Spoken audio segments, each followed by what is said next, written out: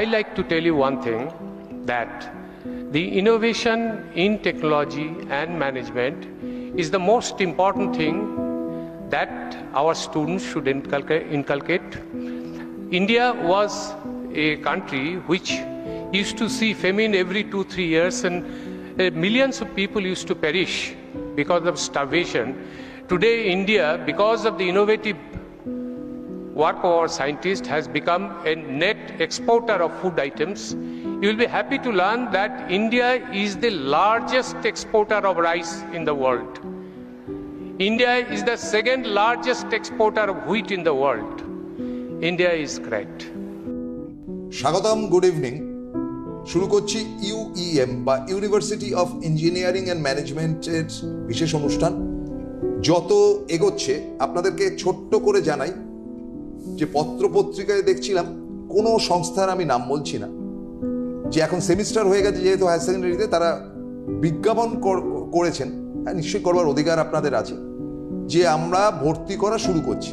আমরা কিন্তু বলছি না, আমাদের কাছে কিন্তু সেরা ছাত্রছাত্রী আসে, আমরা করে বলছি I am thinking that I M A part of UM, definitely that. তো আমার সঙ্গে অ্যাজ ইউজুয়াল যাকে আমি পেয়ে অত্যন্ত ধন্য হই, professor doctor Biswajit Chatterjee, vice chancellor UM Jaipur, এবং রয়েছেন মিস্টার রাজা সরকার, হি ইজ ডেপুটি ডাইরেক্টর। এবং তাকে যেটা আজকে প্রথমেই প্রশ্ন করব, যে একটা ব্যাপার দেখুন হয় কি, একটা খোলা মনে কথা বলছি কারণ আপনি কর্পোরেটের এই ব্যাপারগুলো দেখেন, যে একটা একটা engineering college, private engineering college কি করবে, এন্ড অফ দ্য ডে তার তো একটা এডুকেশনাল বিজনেস, এটা সেটাকে তো অস্বীকার করা যায়। একটা খুব ভালো নার্সিং হোমে আপনি আপনার বাড়ির লোককে ভর্তি করে সুস্থ করে নিয়ে আসছেন, তিনি তার বেস্ট পসিবল ডক্টরসকে দিয়ে সুস্থ করান, দ্যাট ইজ হিজ বিজনেস। মানে যেই হোক না, অবশ্যই হ্যাঁ, মানে চ্যারিটি তো করছে না, তো এখানে হয়টা কি নানা রকম প্রচার হয় আর কি, যে আমি এই, আমি ওই, আমি সেই। আমি একটা অদ্ভুত ব্যাপার দেখেছি, যে আপনাদের কিন্তু প্রচারের ব্যাপারটা খুব একটা দরকার। বরং দেখুন এই যে একটা সময় চলেছে, শীতের মোটামুটি তো এসে গেছে, যদিও জয়পুরে এখন ঠান্ডাটা অনেক বেটার, যেটা বেড়ানোর পক্ষে হ্যাঁ লাভলি ওয়েদার। তো কেন প্রচারের দরকার হয় স্যার? দেখুন ব্যাপারটা হলো, মানে প্রচার হয় দরকার হয় না এই কারণ, বিকজ আমাদের যে ব্র্যান্ড অ্যাম্বাসেডার আমাদের স্টুডেন্টস, মানে স্টুডেন্টসরা আমাদের ইনস্টিটিউট সম্বন্ধে মার্কেটে যেভাবে বলে, মানে আমাদের মানে কোনো মার্কেটিং এজেন্সি বলুন বা অন্য কোনো ওয়ে অফ প্রমোশন আমাদের সেভাবে দরকারের প্রয়োজন হয় না, কারণ আমাদের স্টুডেন্টস আজকের ডেটে বিভিন্ন কোম্পানিতে বিভিন্ন হায়ারার্কিতে বসে আছে, এবার তারা ইটসেলফ আমাদের কলেজের সম্বন্ধে তাদের কোম্পানিতে বলে, যাতে কোম্পানি তাদের বোঝে যে স্টুডেন্টরা ক্যাপাবিলিটি কী, তো সেই ক্ষেত্রে একটা অটোমেটিক ব্র্যান্ডিং হয়ে যায়, ওরা হচ্ছে আমাদের অ্যাম্বাসাডার। প্লাস আমরা যেভাবে ধরুন আমাদের কলেজে মানে যারা কাজ করে তারা বিভিন্নভাবে বিভিন্ন সময় আমরা বিভিন্ন প্রোগ্রাম করে থাকি, বিভিন্ন কনফারেন্স করে থাকি, বা বিভিন্ন ধরুন কর্পোরেট মিটিং হয় সেখানে অ্যাটেন্ড করে থাকি, সেখানে আমাদের যে ভিজিবিলিটি সেটা অলরেডি এক্সিস্ট করছে। তো সেই কারণে আমাদের ওইভাবে অ্যাক্টিভ প্রমোশন বা অ্যাক্টিভ অ্যাডভার্টাইজমেন্ট আমাদের দরকার হয় না, বিকজ আমাদের স্টুডেন্ট বা আমরা সব জায়গায় এরকমভাবে প্রেজেন্ট থাকি যে ওটা ইটসেলফ প্রমোশন হয়ে যায়, ব্র্যান্ডিং হয়। তো আমাদের এভাবে ডিরেক্ট প্রমোশন বা ডিরেক্ট নিউজ পেপারে বড় বড় আর্টিকেল করে বা ফুল পেজ একটা অ্যাডভার্টাইজমেন্ট কখনোই ওভাবে দরকার হয়নি। বা রাস্তায় বিরাট বিরাট বের হওয়া ব্যানার, বা পুজোতে দেখবেন যে অনেক সময় পুজো দেখবেন বড় বড় গেট নেওয়া হয়, আপনি কোনদিন দেখবেন যে আমি কোনদিন গেট নিয়েছি না, আমি যখন অফিসে আসি এয়ারপোর্টের ভেতরে আমি বাড়ি হচ্ছে নাকতলায়, দেখবেন হ্যাঁ আমাদের বাড়ি হচ্ছে নাকতলায়, তো নাকতলায় যে উদয়ন সঙ্গে ক্লাবে প্যান্ডেল বড় বড় বড় বড় করে গেট কেনা হয়, 1.5 লাখ টাকা 2 লাখ টাকার গেট কেনা, কোনদিন আইএম আমি আজ পর্যন্ত দেখিনি কোনো গেট কিনেছে। গেট কত দিয়ে কেনা? না মানে আমি ওইভাবে 15 লাখ। আচ্ছা, আমি উদাহরণকে বলছি না বাবা, কারণ সেখানে সাংঘাতিক জিনিস ছিল একসময়, আপনি বলুন। হ্যাঁ মানে তো সেভাবে আমাদের কোনোদিনও করা হয়নি, বা ইভেন কোনো পুজোর সময় বলুন বা কোনো ইভেন্টের সময় বলুন, যে আপনি দেখবেন যে ফ্লেক্স বা হোর্ডিংও লাগানো হয়েছে। তো এটা নর্মাল অ্যাডভার্টাইজমেন্ট যেটা দরকার হয়, যেটুকু মানে মিনিমাম যেটা দরকার সেটুকুই, বা আদার্স ওরকমভাবে আমাদের অ্যাডভার্টাইজমেন্ট দরকার হয় না, বিকজ বিভিন্ন স্টুডেন্টরা বিভিন্ন কম্পিটিশনে। আমি একটা জিনিস দেখেছি, আমি গত বছর বলা ভালো যে স্যারের কল্যাণে, প্রফেসর চ্যাটার্জির কল্যাণে আমরা বইমেলায় কি হয়, আপনি তো আর বই বিক্রি করবেন না, তো সেখানে একটা ইনস্টিটিউট রাখা হয়েছে তাদের পারফরমেন্স দেখাবার জন্য। একদম এসো ভর্তি হও গোছের ব্যাপার। তো সেই পারফরমেন্সের জায়গা থেকে একটা অদ্ভুত ব্যাপার, মানে আমরা একসাথে ছিলাম আর কি, আমরা ওই দিন 10 ছিলাম এবং আমাদের প্যাভিলিয়নটাই ছিল আইএম এর প্যাভিলিয়ন। আমরা গিয়ে ক্যামেরা ওখানে ধপাস করে রাখতাম, আমরা কতক্ষণ তো দেখছি যে ছেলে মেয়েরা, স্যারের ছাত্রছাত্রীরা অদ্ভুত কুইজ গেমস। আচ্ছা, একদিন একটা সাবজেক্ট ধরলো যে আপনি বলুন যে এটা আজকে পৃথিবী, এটার উপর কিছু বলুন, তাতে ফার্স্ট সেকেন্ড থার্ড, এবং আমরাও অংশগ্রহণ করি, আমরাও আবার আমাদের তরফ থেকে প্রাইজ দিই। প্রচুর এনগেজমেন্ট সেশন হয়, কি প্রচন্ড ভিড়। আচ্ছা, এই ব্যাপারগুলো আপনাদের মাথায় আসে? বলতে গেলে এটা স্টুডেন্টদের মাথায় এগুলো আসে মেইনলি, কারণ ওদেরকে তো এই সাবজেক্ট পড়ানো হয় না, পড়ানোর দরকার হয় না, বিকজ মানে ওদের মাথা থেকে বিভিন্ন রকম আইডিয়া বেরোয় যে আমরা আজকে এটা করব, বিভিন্ন টপিক ওরা ডিসাইড করে। ইঞ্জিনিয়ারিং কোশ্চেন করছে না, কারণ বইমেলাতে যারা আসে তারা ইঞ্জিনিয়ার না, দরকার হয় না, বিকজ ওরা তো দেখে আসছে যে কলেজ কিভাবে ওদেরকে তৈরি করছে, ওরা অটোমেটিক সেভাবে মোল্ড হয়ে গেছে অলরেডি, মানে ওরা নিজেদের ব্র্যান্ডিং নিজেরাই করছে, প্লাস আমাদেরও করছে।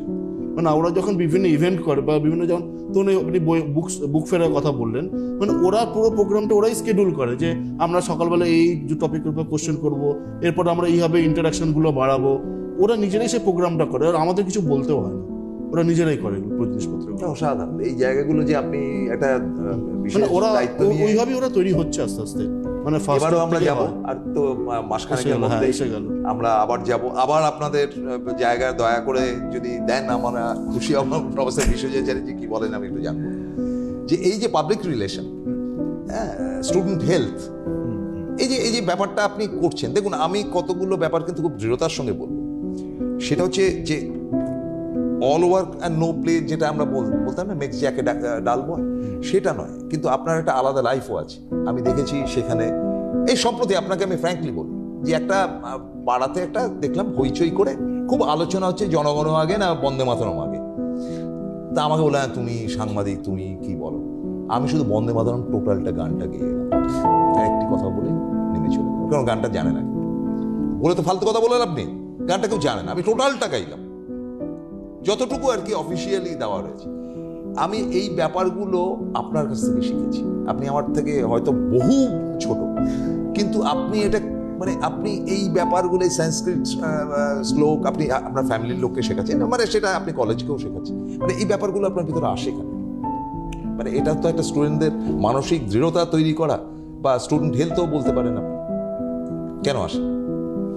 দেখুন, human being is not about studying technicality and only doing technical things.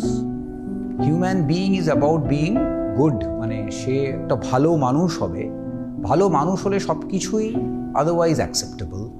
মানে কোনো অর্গানাইজেশন, আপনি আপনার সিটিভিএনে কোনো একজন লোককে নেবেন, আপনি নিশ্চয়ই দেখবেন সে সেই কাজটা করতে জানে কিনা, কিন্তু সেই কাজটা করতে জানে কিনার চেয়েও আপনি যেটাকে বেশি গুরুত্ব দেবেন যে এই লোকটা গন্ডগোলে লোক নয় তো, মানে এই লোকটা সবার সাথে ঝগড়াঝাটি করে, অন্যর সাথে খারাপভাবে কথা বলে, কেউ একটা সিনিয়র বললো তার কথা শুনলাম না, তোয়াক্কা করলাম না, এই টাইপের লোক নয় তো, তাকে কিন্তু তাকে আপনি নেবেন না। আপনি কিন্তু অনেক সময় অনেক জুনিয়রকে নিয়ে নেবেন যে কাজ জানে না কিন্তু শেখার খুব ইচ্ছা আছে, তাকে আপনি নিয়ে নেবেন, যেকে আমি শিখিয়ে নেব, কিন্তু তার শেখার ইচ্ছাটা আপনি সবার আগে দেখবেন।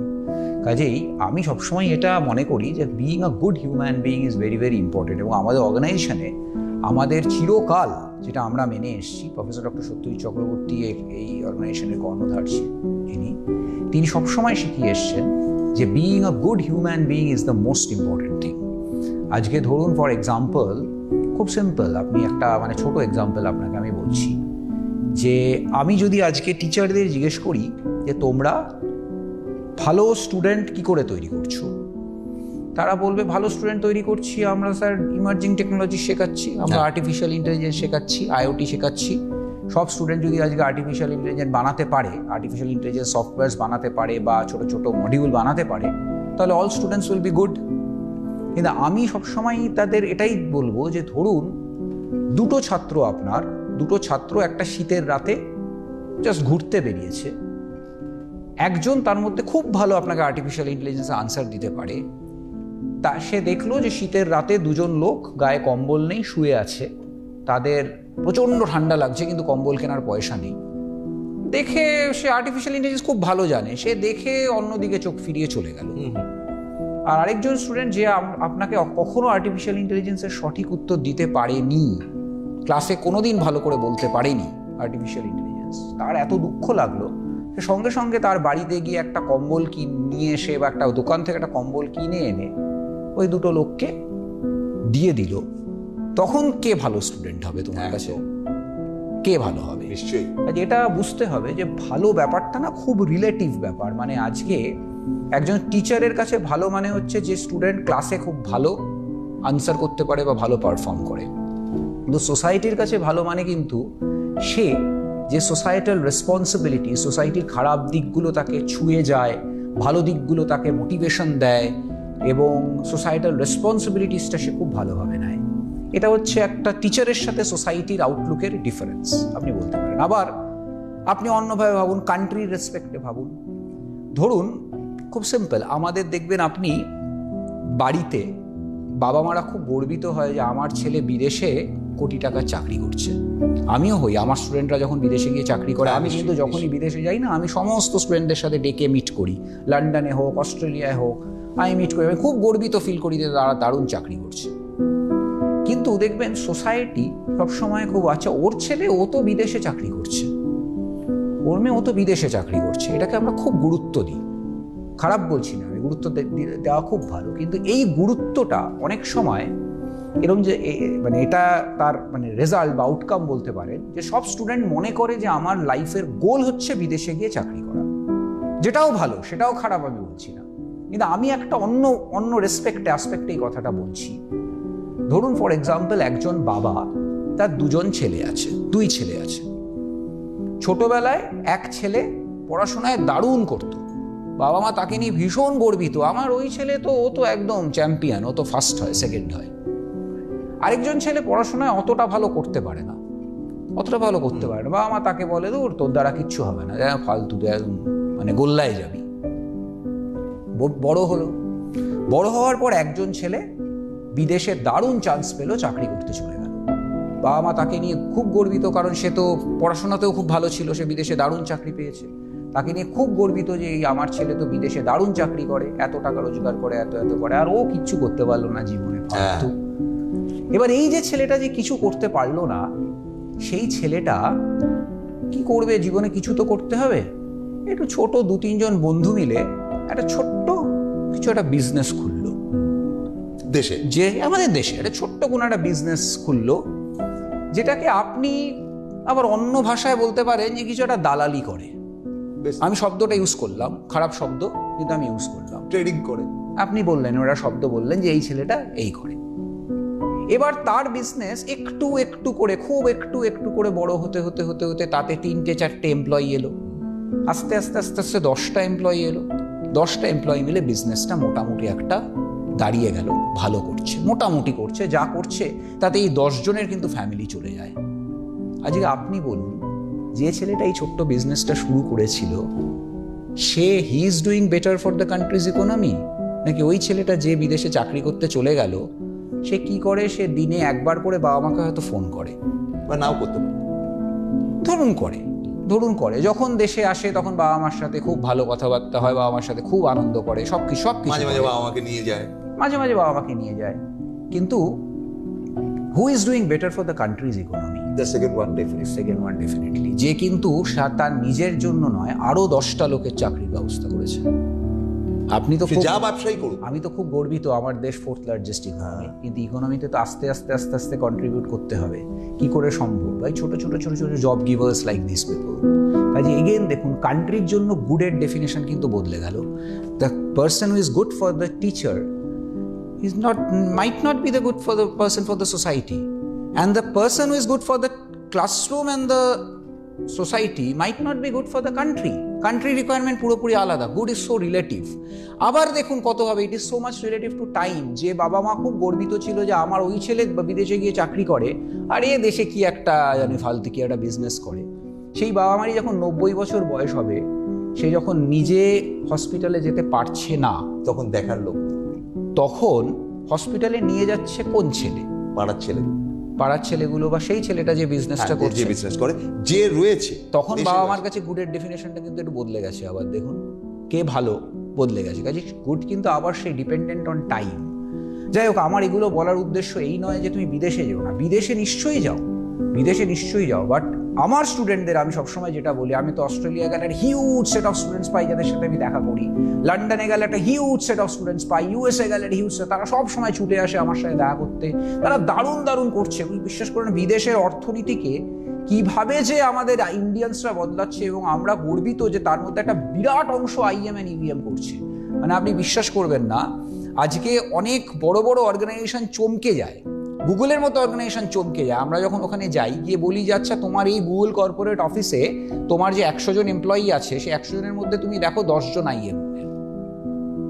তখন ওরা চমকে ওঠে, হ্যাঁ তোমাদের একটা অর্গানাইজেশন যার আমি অতটা নাম শুনিনি, আমেরিকায় বসে আছে, আইএম এর নাম কতবার আর কতজন শুনেছে? নিশ্চয়ই শুনেছে, কিন্তু অত তো সাংঘাতিক সে ওই দেয়নি। সে বলছে 10 জন স্টুডেন্ট, 10 জন ছেলে আইএম থেকে পাস করেছে। তারা চমকে ওঠে। বিশ্বাস করে ফেলে আমরা খুব গর্বিত দে আর কন্ট্রিবিউটিং। কিন্তু আমি আমার স্টুডেন্টদের সবসময় বলি, বাবা যেটাই করো না কেন সবসময় মনে রাখবে যে দেশকে কিন্তু তুমি ভুলে যেও। একদম, তুমি একটু করে চেষ্টা করো, যাই করো না কেন, give back to your countries economy.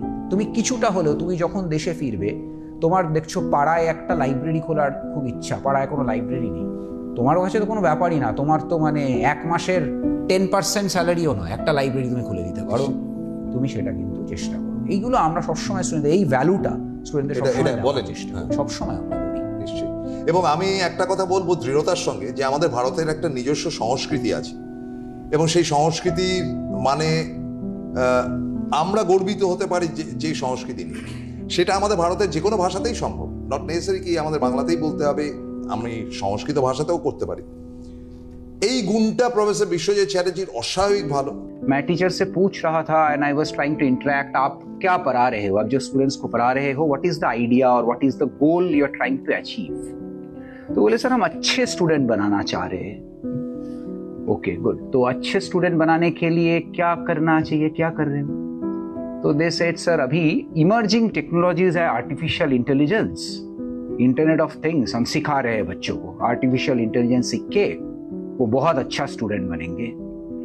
Artificial intelligence सब बच्चे सीखेंगे, सब एआई मॉडल बनाएंगे, एआई मॉडल्स बना के बहुत अच्छे स्टूडेंट बनेंगे। मैं उन लोगों को यही चीज बोला कि आपके हिसाब से अच्छे स्टूडेंट वही है जो इमर्जिंग टेक्नोलॉजी सीख जाए और उसमें चैंपियन बन जाए। आप ही बताओ, जब यही स्टूडेंट, ऐसा ही 2 स्टूडेंट बाहर घूम रहा हो ठंडे की रात में, on a winter chilly night, और देखे कि कुछ लोग बिना कंबल के सो रहे हैं, इनमें से जो बच्चा बहुत अच्छा आर्टिफिशियल इंटेलिजेंस जानता हो और उनको टच भी नहीं किए, वो चीज उनको छुए भी नहीं, और वो बच्चा जो आपको कभी भी आर्टिफिशियल इंटेलिजेंस का आंसर नहीं दे पाए, वो इमीडिएटली कंबल खरीद के उनको ढाक दे, तो आप तब किसको अच्छा स्टूडेंट बताओगे? Who will be a better student according to you? So that was the thing I tried to impress, that good is very relative. According to a teacher, a good student is that student who is performing extraordinary in the class. But for the society, a good student is that student who has got feelings for the society and is always taking the societal responsibilities to the maximum. Good is very, very relative. आप जब हमारे देश में, आप सोचो, आप आसपास भी देखना, जब कोई किसी के बच्चे के बारे में बोलते हैं, he says very proudly कि मेरा बच्चा तो यूएस में सेटल्ड है, बहुत बढ़िया नौकरी कर रहे हैं, बहुत सारे डॉलर्स यहाँ के हिसाब से करो तब तो करोड़ रुपया आ जाएगा, महीने का तो करोड़ रुपया आ जाएगा। पेरेंट्स से, the society says, as a result, the students are always intended, या human beings are intended कि हमें बाहर जाके नौकरी करना है। It's not bad, I'm not saying it's bad, I'm coming to it. लेकिन मन वैसे ही तैयार हो जाता है कि what is the goal? The goal is मुझे बाहर जाके बहुत सारे करोड़ों रुपया सैलरी का जॉब करना है। अब वही चीज बताओ, एक पापा का 2 बच्चा है, एक बच्चा बाहर जाके नौकरी करके बहुत अच्छा लाइफ लीड कर रहे, राइडिंग अ मर्सिडीज, दिन में एक बार पापा को कॉल कर लेते हैं, ओके दैट्स इट। ये एक बच्चा है। दूसरा बच्चा है जो बाहर नहीं जा पाए, was not a good student, पढ़ाई में उतना अच्छा नहीं था, उतना अच्छा जिंदगी में नहीं कर पाए, लेकिन एक छोटा सा कंपनी फॉर्म कर दिया because he could not get that good a salary और अ गुड जॉब। कुछ तो करना था तो कोशिश किया एक छोटा सा कंपनी से, एक छोटा सा कंपनी फॉर्म किए, उसमें 3-4 लोग आज नौकरी करते हैं, 3-4 लोग मिलके कंपनी को खड़ा कर रहे हैं। Who is doing better for the economy of the country? We are taking pride, we are taking a lot of pride by saying that our country is the 4th largest economy of the world. Who is doing better for your country's economy? वो आदमी जो खुद जाके बाहर बहुत अच्छा life lead कर रहा है, बाकी पेरेंट्स को एक बार फोन करता है दिन में, बाकी not doing anything significant for the country, या तो वो बच्चा जो जिंदगी में उतना अच्छा पढ़ाई नहीं कर पाए has formed a small company and is giving job to 3 or 4 more people. We have to understand, good, again, it is good. Good is very, very relative. जो पेरेंट एक दिन बहुत गर्व किए थे कि मेरा बच्चा आज यूएस में जाके करोड़ों का नौकरी कर रहा है, वही पेरेंट जब बहुत बुरा हो जाए, जब 90 साल का हो जाए और खुद चल के हॉस्पिटल या डॉक्टर के पास नहीं जा पाता, तब उसके पास वही अपने अच्छे बच्चे का डेफिनेशन क्या रह जाता? Does not the definition of good change for that parent? Good is not relative only with respect to the person, society, country. It is also relative to time. এবারে আপনার কাছে চলে আসবো। আমরা দেখালাম যে কিভাবে সংস্কৃতির রুচিটা প্রফেসর চ্যাটার্জি ধরে রেখেছেন। আপনি বললেন যে চ্যারিটি বিগিনস এট হোম। আমি যদি আমার বাড়িটাকেই ঠিক না রাখতে পারি, দেখবেন স্কুলে এসে সেই টিচাররা সব থেকে বেশি পেটায় যে বাড়িতে অশান্তি যায়। আমাদের ছোটবেলা স্কুলে বলতাম বেধড়ক পেটাচ্ছে, মানে সে ডেফিনিট অশান্তির মধ্যে রয়েছে, তার কারণ তার মনে শান্তি নেই বলে পেটাবে ডাকে। আমি তো আমার নিজের ছেলেকে বা মেয়েকে পেটাতে পারছি না, আমার গিন্দি ধরে মারবে। তো সুতরাং এই ব্যাপারটা হয়, কিন্তু এনার ক্ষেত্রে একদম ডিফারেন্ট। আমার এত ভালো লাগে এই কতগুলো ব্যাপার। আমি অ্যালেক্সের ব্যাপারেও দেখছিলাম যে তিনিও কতগুলো কথা বললেন, সেটাও এক ঝলক আমি দেখিয়ে দিতে চাই। দেখুন, আমরা ইংরেজিও যেমন বলছি, আমরা সংস্কৃতও বলছি, সব বলছি, এক ঝলক দেখছি। Hi friends, today I'll be talking about a very favorite topic of mine, which is neural networks and deep learning. So I'm sure you have heard this word, neural networks. What does neural network mean? In computer science, neural network is a set of algorithms that mimics the human brain. Can you imagine, So basically how human brain works is that it's a network of, millions and millions of neurons. And there are layers of neurons. So in computer science, they mimic this by using, neuron, algorithm or neuron functions. And when you put in the data in each layer, the functions process the data and they decide whether to pass on the data to the next layer or not, and the next layer to the next layer and the next layer. And ultimately what happens is a pattern recognition. Ultimately the data, the huge amount of data is recognized at the output. So that's how our brain works, and that's how we recognize, we learn, we look at stuff and we can learn. So the same thing is used by neural networks, and artificial intelligence is used in deep learning. And deep learning is a set of artificial intelligence algorithms that uses neural network for learning. So for example, the unstructured data or big data, millions and millions of terabytes of data, like the blog data, Twitter data, e-commerce data. All these data are so big, and they are fed into artificial intelligence algorithms in which the neural networks are there. They process the data in various layers, and at the end the pattern recognition, the recognized pattern is given as an output. Now, in each function of the neuron function, there are weights. So in each layer, the weights are adjusted during the training phase, and during the testing phase, you get a neural network that has the weights assigned as per the training data. So ultimately, once you train sufficient number of iterations, sufficient data, you can get your desired output. When you even put in new data, it's gonna give you a output that is desired, and that can help you recognize patterns, just like the human brain works. Isn't that cool? All right, I hope that helped, and see you next time. Bye bye. চলে আসি সমস্ত ব্যাপারটা তো আমরা মোটামুটি দেখালাম যে সংস্কৃতির দিক থেকে আমাদের দেশের লোকেরা আমাদের দেশে বসে শেখাচ্ছেন, পড়াচ্ছেন, আবার তাদের কালচারটাকে তারা ডিস্ট্রিবিউট করছেন দেশের মধ্যে, দেশের বাইরে। এই ব্যাপারটা আপনাকে কিভাবে ভাবাচ্ছে? দেখুন কালচারটা ডিপেন্ড করছে আপনি কি পরিবেশে তৈরি হচ্ছেন। মানে ধরুন আমি সত্যি কথা বলতে গেলে আপনি যে বড় হচ্ছেন, আপনি আপনার লাইফের কিন্তু ম্যাক্সিমাম টাইপের কিন্তু আপনি আপনার এডুকেশন ইনস্টিটিউটের মধ্যে কাটাচ্ছেন। ধরুন আপনি যে পড়াশোনা করছেন বা স্কুলে আছেন বা যে ইঞ্জিনিয়ারিং যে কলেজ থেকে আপনি পড়াশোনা করছেন, তার যে কালচারটা কিন্তু আপনার ইন ফিউচার আপনাকে গ্রুম করবে। সাপোজ ধরুন আজকে আমাদের কলেজের স্টুডেন্ট যারা পড়াশোনা করে, আমাদের কলেজে বিভিন্ন রিলিজিয়ান থেকে বিভিন্ন রিলিজিয়নের স্টুডেন্টস রয়েছে। তো আমাদের মোরালে সব ধরনের পুজো করা হয়, ধরুন বিশ্বকর্মা পুজো বলুন বা সরস্বতী পুজো বলুন বা ছট পুজো হোক বা আদার্স যে 25 ডিসেম্বরের যে ক্রিসমাস, সব ধরনের সেলিব্রেশন করা হয় বিকজ ওদের মধ্যে একটা ইনবাউন্ড কালচার তৈরি করার জন্য যে উই আর অল ওয়ান। তো এটা হচ্ছে একটা কালচার তৈরি করা, একটা ছেলেদের মধ্যে একটা সংস্কৃতি তৈরি করা একদম। তো এটা হচ্ছে আমরা যেটা ওদের শেখাবো আজকে, ওরা কিন্তু ইন ফিউচারে সেটাই কিন্তু ক্যারি অন করবে। তো ছোটবেলা বলে না যে আপব্রিঙ্গিং, আমাদের আপব্রিঙ্গিং যেরকম, তো আমরা সেইভাবেই আমরা নিজেকে রিপ্রেজেন্ট করব। তো আমরা সেটা অলওয়েজ টেক কেয়ার করি যাতে স্টুডেন্টকে আমরা যেভাবে তৈরি করছি সেটা যেন তার ফ্যামিলি যেভাবে তৈরি করতো, অ্যাজ এ ফ্যামিলি আমরা তাকে সেই আপব্রিঙ্গিংটাই দিই।